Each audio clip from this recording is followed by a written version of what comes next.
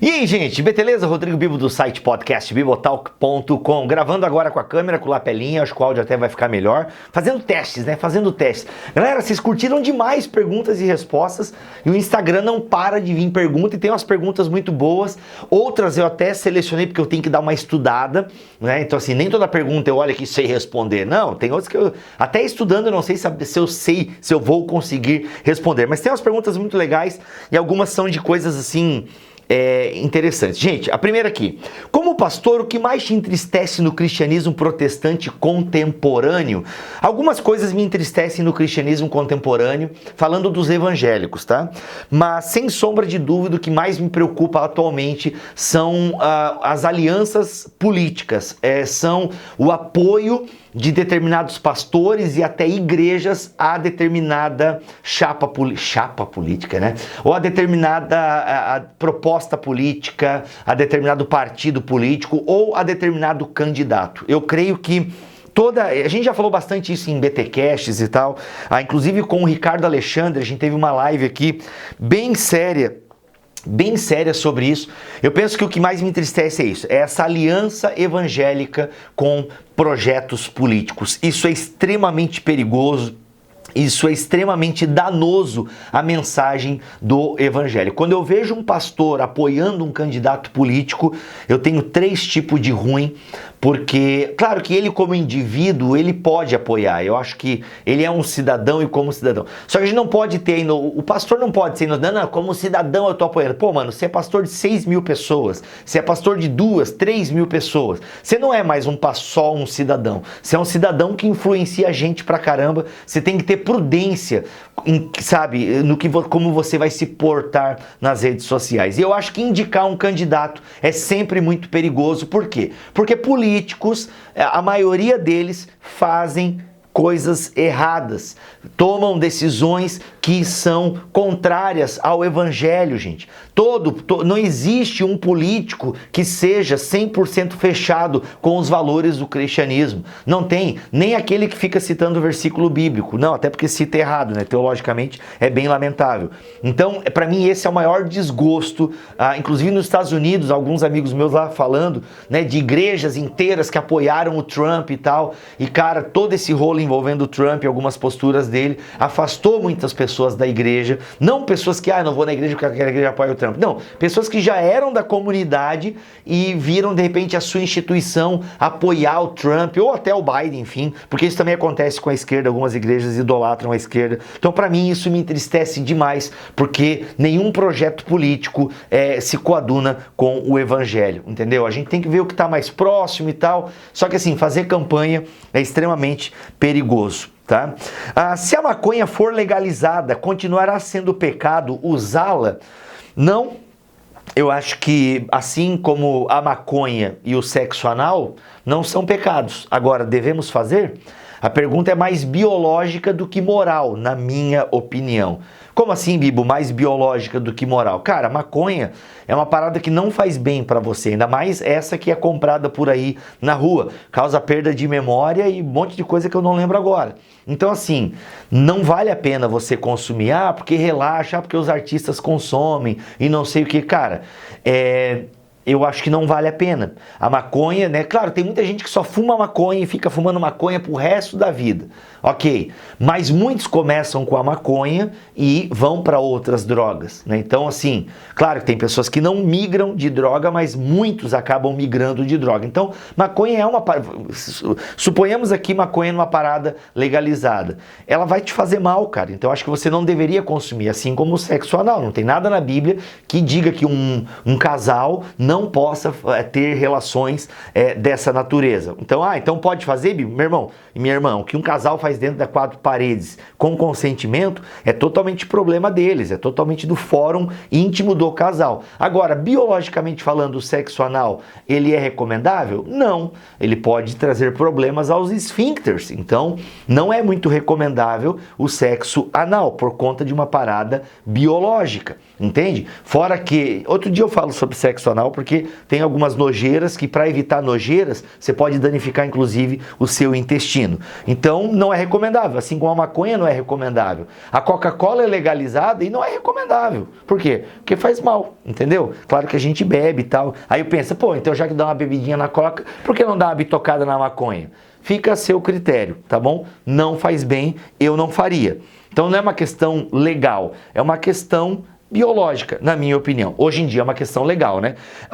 Tem a parada, tem toda uma discussão sobre a maconha medicinal. Isso é uma parada interessante que eu sou super a favor, ouvi um podcast sobre isso e realmente tem alguns avanços muito interessantes sobre a questão da planta, né? Que gera aí a maconha e tal, e ela tem fins medicinais bem interessantes, tá?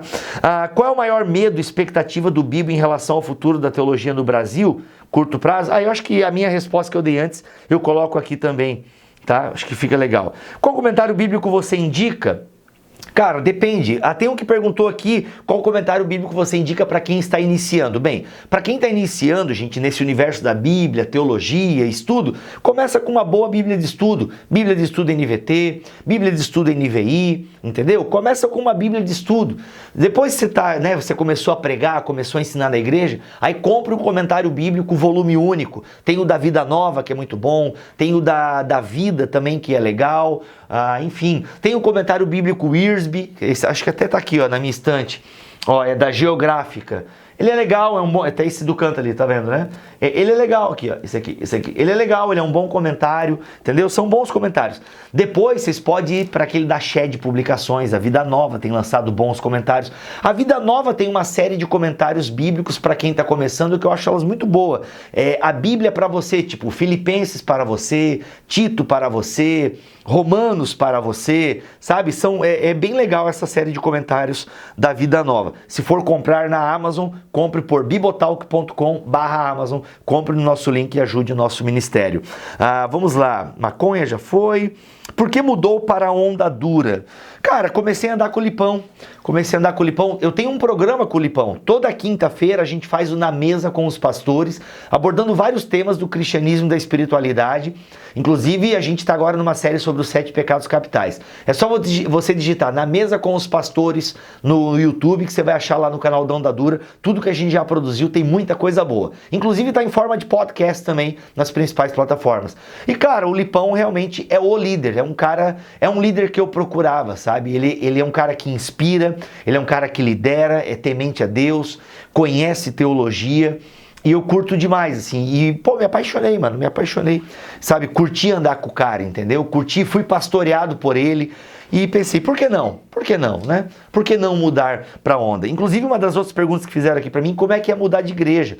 Gente, é muito ruim mudar de igreja, assim, principalmente quando você tem vínculos, mas às vezes é necessário, você tem que pesar as coisas e tomar uma atitude, tomar uma postura, mas é sempre ruim mudar de igreja. Eu sempre digo o seguinte, cara, quando deu vontade de mudar a primeira vez, segura um pouco, porque talvez se aguente mais, alguma coisa mude e tal.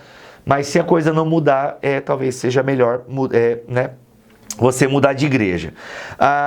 Como lidar com sonhos eróticos? Rapaz, deixa eu ver se dá tempo. Dá. Cara, então, como lidar com sonhos eróticos? Jejum, oração e banho frio. Mas assim, cara, os sonhos estão muito ligados às nossas preocupações, aos nossos medos, aos nossos desejos.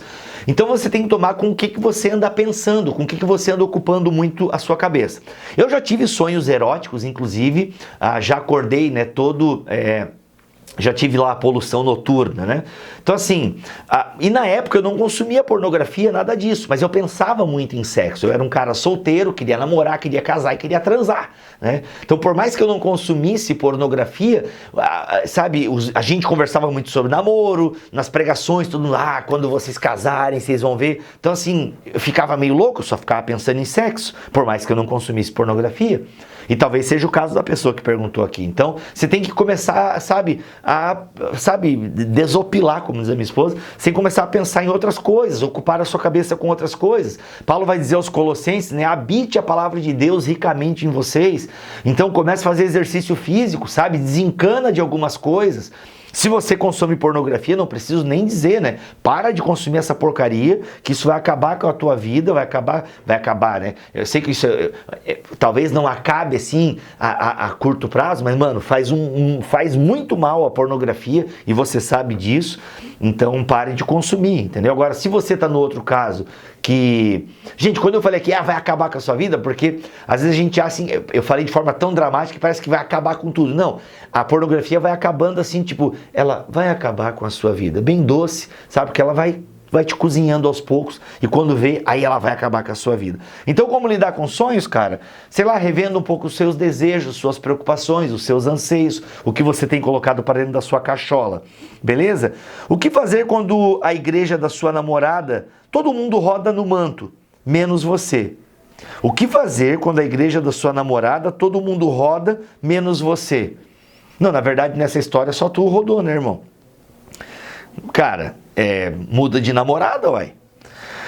Que comentário bíblico você recomenda para quem nunca utilizou? Não tenho pergunta, só agradecer mesmo por todo o conteúdo. Deus abençoe sua vida. Muito obrigado. Gente, voltamos amanhã ou depois de amanhã. Aqui tem uma pergunta que eu vou responder amanhã, né, Bibo? Você não sendo calvinista, você acha de boa congregar onde o pessoal é calvinista? Então, dá para um arminiano congregar numa igreja calvinista? Responda essa pergunta amanhã, se Deus quiser assim permitir. Fiquem todos na paz do Senhor Jesus. Até o próximo vídeo. Valeu, gente. Se inscreve no canal, dá joinha, comenta qualquer coisa aqui, entendeu? Ajuda o canal a crescer, vamos chegar a 100 mil, pô, eu quero a plaquinha, bora!